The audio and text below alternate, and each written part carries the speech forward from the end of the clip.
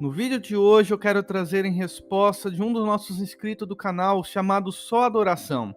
Ele nos pediu para trazer uma explicação sobre Josué capítulo 1 e por isso eu quero trazer um esboço de pregação com o tema O Chamado de Josué, explicando Josué capítulo 1. E se você quiser que eu traga um esboço de pregação sobre algum texto específico da palavra de Deus, deixe nos comentários, que assim que possível eu trarei a explicação da melhor forma possível. Então vamos lá. A introdução. A introdução é o momento que nós chamamos a atenção daqueles que estão nos ouvindo.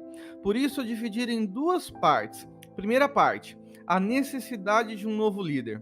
Veja que em Josué capítulo 1, versículo 2, Deus fala para Josué: Moisés, meu servo, é morto, levanta-te. Deus estava dizendo: eu preciso de um substituto para Moisés, e este substituto é você, Josué. E aqui entra o segundo ponto. Quando Deus levanta Josué, o povo de Israel estava prestes para viver um tempo de batalha e um tempo de conquista. O tempo da escravidão havia acabado, o tempo da peregrinação que durou 40 anos no deserto chegou ao fim. Era o tempo de conquistar, era o tempo de avançar para as promessas de Deus, mas para Deus levar o seu povo aonde deveria levar, Deus precisava de um líder, e esse líder era Josué. Por isso, através deste chamado que Deus deu a Josué, nós vamos tirar algumas lições de Josué capítulo 1. A nossa primeira lição: todo chamado se inicia no aprendizado. Olha o que está escrito em Êxodo 24:13. E levantou-se Moisés com Josué, seu servidor. Aprenda algo. Quando nós falamos de um chamado, ninguém é levantado de uma vez sem que haja primeiramente um aprendizado. Antes de Josué ser um sucessor, ele foi um servo. Antes dele tomar a frente de um grande povo, primeiro ele serviu a Moisés. Primeiro ele aprendeu. Aqui nós temos uma linda lição. Deus não se agrada de rebeldes.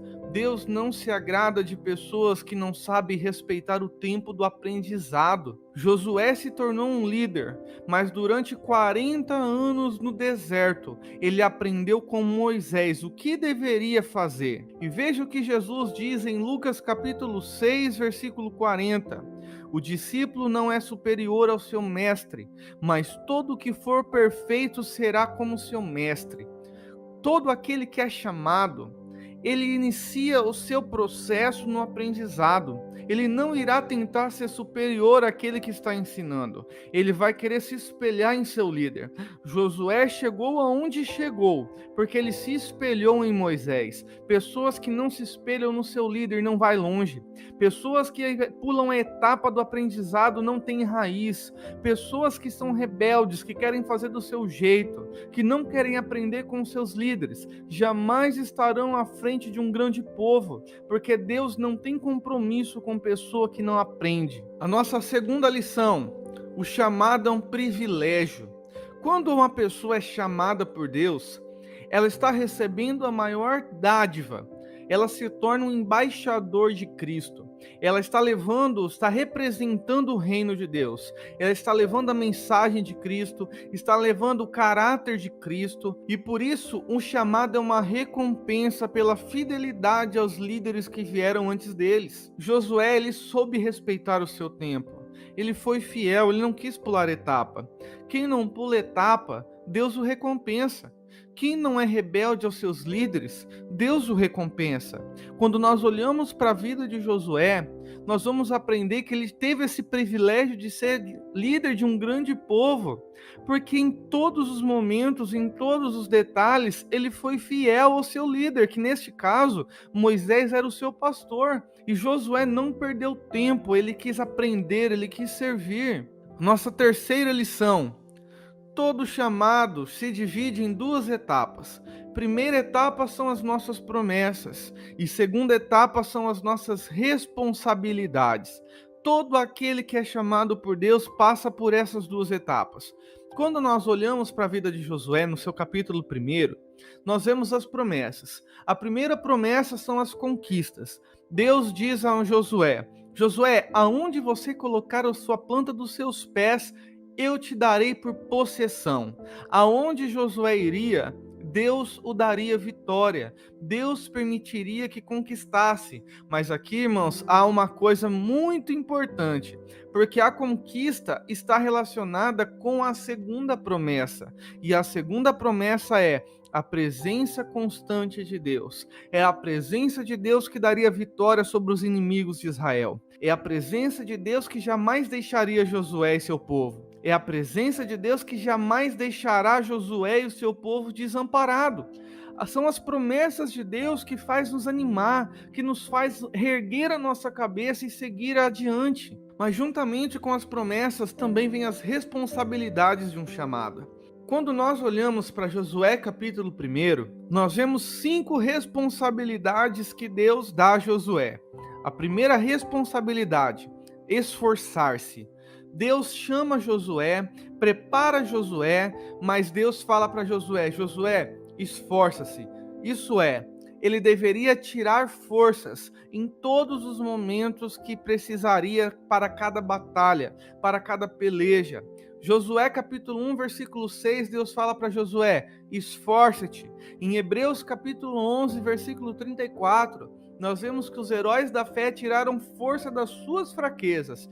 Deus estava dizendo a Josué: Josué, não importa o que estiver à frente, se esforce, eu serei contigo, eu darei vitória, mas você precisa se esforçar na batalha, se esforçar para ser um bom líder, se esforçar para conhecer a palavra, se esforçar para relacionar-se comigo, para me dar poder e vitória ao povo. A segunda responsabilidade que Deus dá a Josué, ele deveria ter bom ânimo. Josué capítulo 1, versículo 6.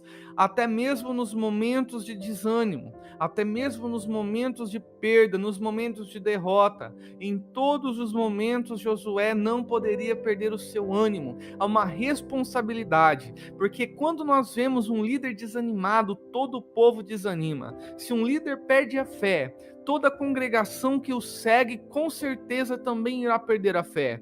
Quando Deus fala para Josué: Josué, tenha um bom ânimo, ele estava dizendo: olha, Josué, todos os momentos que você estiver diante do inimigo, todos os momentos que você estiver diante de uma batalha, de uma peleja, tenha bom ânimo, não desista, seja exemplo para aqueles que estão te seguindo, seja exemplo para aqueles que estão batalhando ao seu lado, para que aqueles que possam olhar para você não venham desanimar por causa dos seus posicionamentos. Terceira responsabilidade que Deus dá a Josué: obedecer à palavra.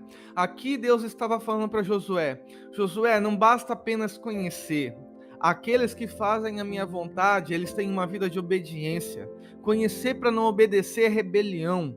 Aqueles que desejam viver os planos de Deus, precisa obedecer a palavra de Deus. O segredo de um líder de sucesso, o segredo de um líder cujo aquilo que Deus coloca em sua mão prospera, é a fidelidade, é a obediência àquilo que Deus ensina em sua palavra. A quarta responsabilidade que Deus dá a Josué: só falar aquilo que edifica. Em Josué capítulo 1, versículo 8, Deus fala para Josué: Josué, não aparta da tua boca o livro desta lei.